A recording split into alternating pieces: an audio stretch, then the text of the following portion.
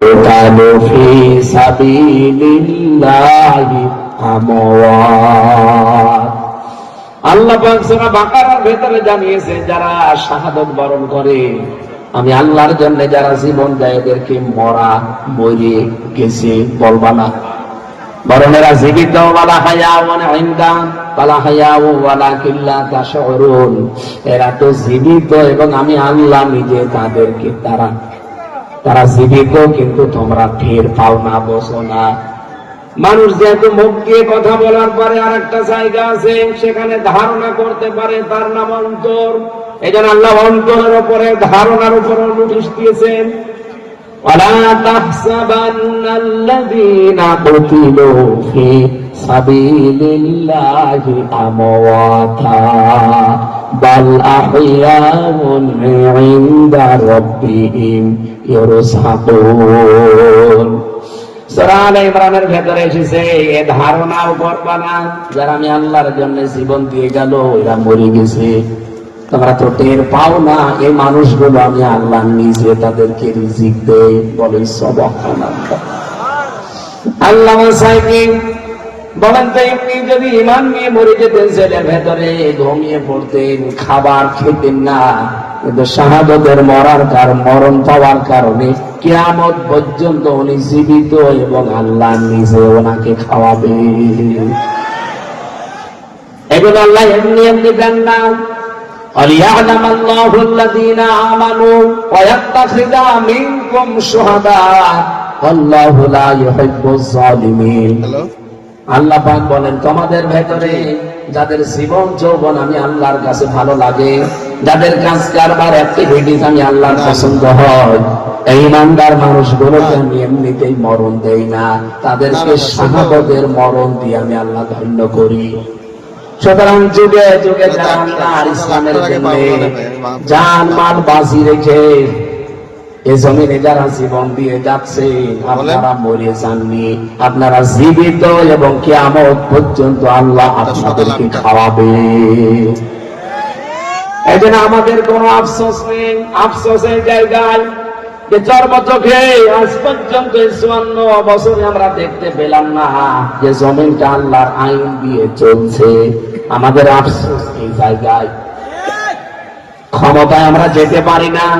এখন 54 বছর না, যদি 154 বছরও যেতে না পারি কোনো আফসোস নেই।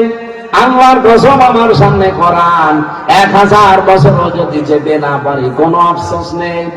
আফসোস এই জায়গায় থাকে যে জীবিত অবস্থায় জমিন কোরআন দিয়ে চলছে, দেখতে পারলাম না। এবার দিয়ে তো আল্লাহ একটা সুযোগ করে দিয়েছে, দেশে বিদেশে এই ষড়যন্ত্র গুলো এবার আল্লাহ মোকাবেলা করবে।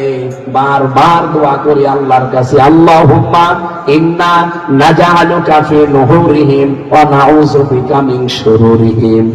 আল্লাহ যে ষড়যন্ত্র গুলো চলছে দেশে এগুলো আমাদের দ্বারা মোকাবেলা করা সম্ভব না, তোমাকে আমরা রাখলাম এই ষড়যন্ত্রের মোকাবেলা করার জন্য।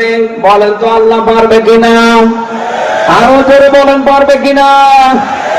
আমার বিশ্বাস এই কোরআনের উপরে 100%।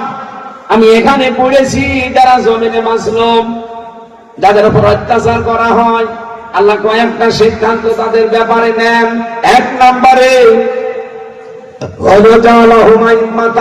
তাদেরকে আল্লাহ জমিনের নেতা বানিয়ে দেন। এই 15.5 মাসে অলরেডি বাংলাদেশে ইসলামের অনেক জায়গায় নেতৃত্ব আল্লাহ অলরেডি দিয়ে দিয়েছেন। এর প্রমাণ ডাকশো, চাকশো, জাকশো, রাকশো, এই কথা বলে দেখা। এদের পরবর্তী শব্দ আনা জাআলাহুমুল ওয়ারিসিন, আমি জমিনের উত্তরাধিকারী তাদেরকে বানাবো। বানাবে কে? আরো জোরে, এই দেশের জনগণ বানাবে। সরাসরি এখানে দায়িত্ব ফাইল বা কর্তা আমার আল্লাহ নিজে।